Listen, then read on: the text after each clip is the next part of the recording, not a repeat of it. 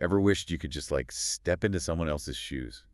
Really become them, see the world through their eyes. Not just empathize. Yeah, not just empathy. Yeah. Like actually feel what they feel, think what they think. It's like this yearning for a different perspective, isn't it? Totally. And this paper you sent, it's all about that, but in a way I never expected. It's about diapathy. Did I say that right? Diapathy. You got it, diapathy. It's got these deep, deep philosophical roots, but it's becoming more and more relevant in this age of AI. So for those of us just now, hearing it for the first time, like me just now, what is diapathy? Well, the paper defines it as, and I'm quoting here, the condition of being somebody through somebody else. Being somebody to somebody else. Okay, so break that down for me. Basically, it means experiencing the world as if you were someone else.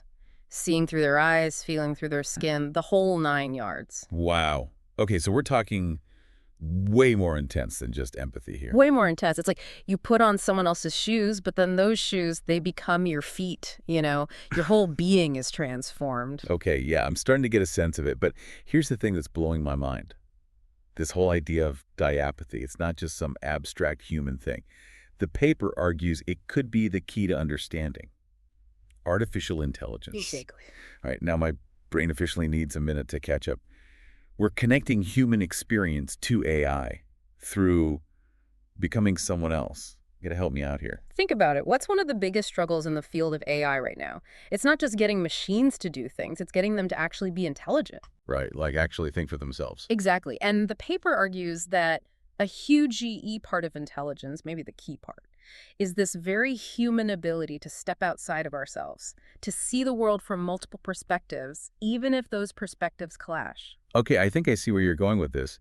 But how do we actually use diapathy to make AI smarter? Where do we even begin? Well, the paper points to a surprising source of inspiration: children. Kids. Those tiny humans who think a cardboard box is a spaceship 1 minute and a fort the next. Precisely.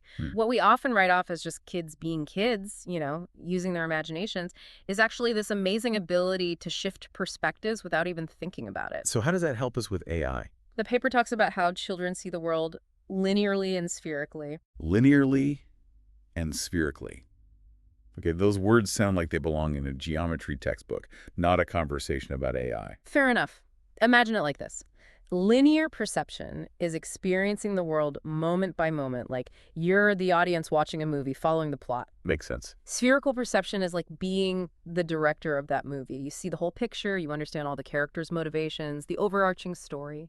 So kids are constantly flipping between being totally engrossed in the moment and then zooming out to see the bigger picture, all while, wearing a superhero cape and demanding more cookies. You got it. And this childlike perception, it's like gold for AI research, because kids haven't yet learned to filter the world through all of our adult assumptions and biases. They're just constantly soaking up new information, making connections, revising their understanding. And that's what we want AI to do, right? Not just follow instructions, but actually learn and adapt. Exactly. So if we can understand how kids do that, how they build these complex models of the world in their minds, maybe we can program AI to do the same thing. Now you're thinking like a diapathic thinker. It's not about teaching AI what to think, it's about teaching it how to think. That's actually brilliant.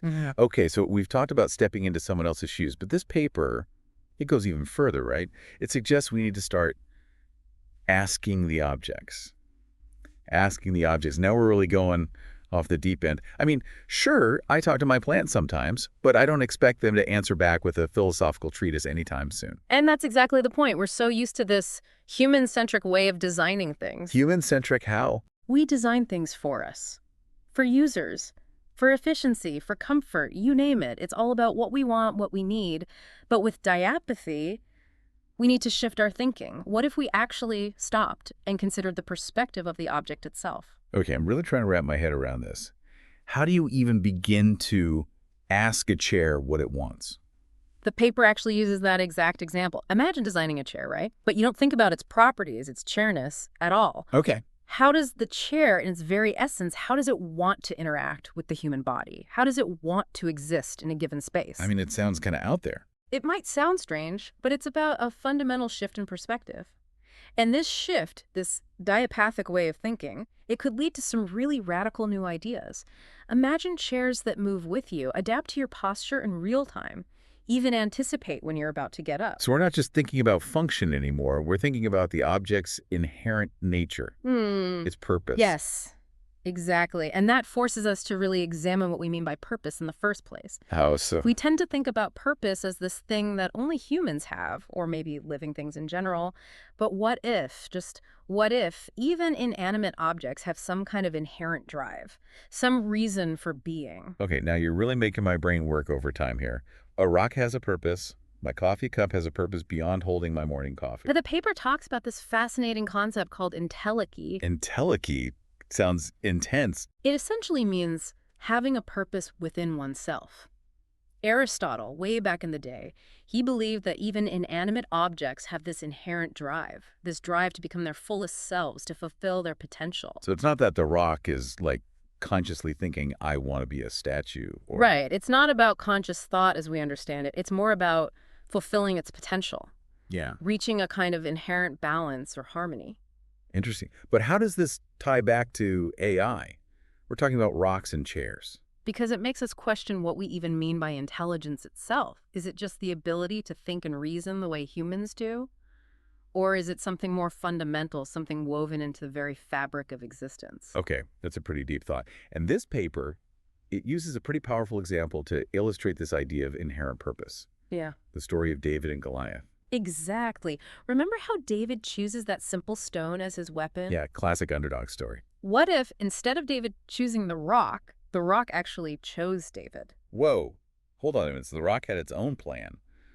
Like, David, you look like you could use a hand or a stone. It might sound crazy, I know. But we're so used to seeing the world through the lens of human agency, human intention. But what if there are other forces at play? Other forms of intelligence that we haven't even begun to understand? Okay, you've officially blown my mind. But how does this all connect to AI? We're talking about rocks with hidden agendas. Because it challenges us to rethink the very term artificial intelligence. The paper argues that the term itself is flawed from the get-go. Really? How so? Because it implies that intelligence is something we create, something artificial, as opposed to something we discover or uncover. What if, instead of trying to replicate human intelligence in a machine, we started looking for other kinds of intelligence that already exist in the natural world in unexpected places? So instead of playing God, we should be looking for clues from, well, everything else. Exactly. And this brings us to another crucial concept when it comes to intelligence, the ability to predict the future. The paper argues that prediction is key, and it uses a fascinating analogy to illustrate this point. The Greek myth of Prometheus and Epimetheus. Prometheus, wasn't he the guy who stole fire from the gods? That's the one. But even more importantly, Prometheus represents forethought, the ability to anticipate, to plan for what's to come. Okay, I'm with you. His brother Epimetheus, he represents afterthought. He could only understand something after it already happened. And the paper argues that a lot of current AI, it's stuck in Epimetheus mode. Stuck in the past. In a way. We've gotten really good at teaching machines to react, to process information that's already there, to recognize patterns. But true intelligence, true innovation, it requires more than that. It requires the ability to predict. So instead of just teaching a machine to recognize a cat in a photo, we teach it to predict what that cat is going to do next. Now you're getting it. And to describe this ability, this essential element of intelligence, the paper introduces a new term, autopronuisis. Autopronuisis. Say that 3 times fast. Right. It's a mouthful. But it essentially means self-prediction. It's the ability of a system, whether it's a human, a machine, or even something in nature, to anticipate the future based on what it knows about the past and the present.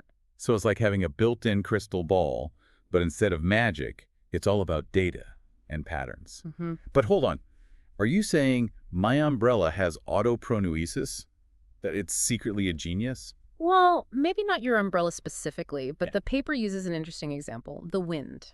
Even something like the wind, it can be said to have a kind of autopronuisis. Think about how the wind interacts with its environment, the way it changes direction, the way it rustles the leaves on a tree. Right, it's always shifting, always changing. And those shifts and changes, they're not random. They're based on a complex interplay of forces, of pressure and temperature and all these other factors that we might not even be aware of. So it's like the wind is constantly analyzing data, making tiny predictions about the environment and adjusting its behavior accordingly. Even though it doesn't think, in the way that we think. Exactly. And the paper suggests that this kind of intelligence, it's not just limited to natural phenomena. We see it in complex systems all the time, from the stock market to, well, the human body itself.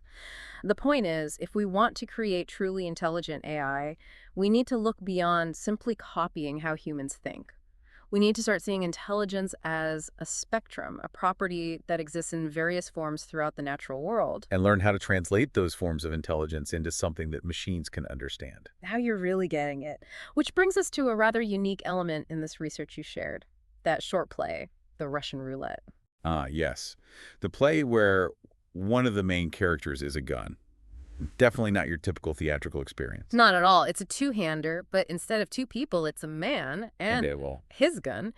And as strange as it might seem, the play does a brilliant job of illustrating this whole concept of diapathy. Okay, so we've got this play, the Russian roulette, and one of the main players is a gun. How does that even work? Well, the gun isn't just some prop, it's practically a character. Really? The man in the play, he's struggling with addiction.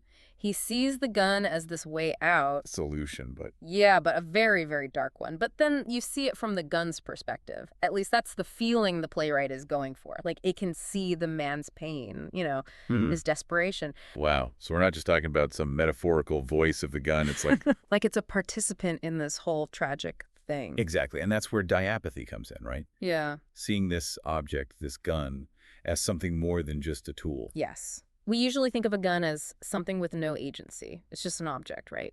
But the play makes us question that, makes us see it as almost having its own purpose, its own role. It's definitely making me rethink my relationship with, well, all the objects around me. Right, and that's what's so powerful about diapathy. It's not just some heady philosophical idea. It actually makes you see the world differently. Absolutely.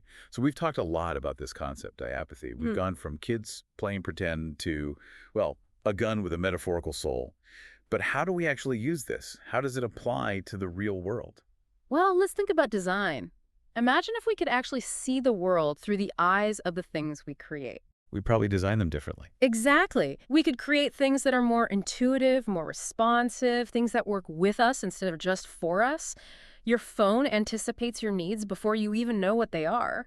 Your car understands how you drive. So instead of trying to force our will on everything, we start working with the world around us. Yes. We start collaborating. And it's not just about technology, is it? Not at all. Diapathy changes how we see everything, from the objects we design to, like you said, the natural world all around us. So this deep dive, it's really been about more than just AI. It's about opening our minds, seeing things from new angles, questioning our assumptions. And who knows what amazing things we might discover if we can really, truly embrace this idea of diapathy. Maybe we hold the key to unlocking a whole new level of innovation, of understanding, not just in technology, but in every aspect of our lives. So to everyone listening, next time you pick up your phone, take a seat, or even just notice a rock on the ground. Take a second, look at it, really see it, and ask yourself, what if this object had a story to tell? What if it had its own way of seeing the world? How might that change your perspective? What possibilities might open up if we just stop for a moment and listen to what the world is trying to tell us? It's a powerful thought. And that's our show for today. Until next time, keep those minds open, keep exploring, and thanks for joining us on this deep dive.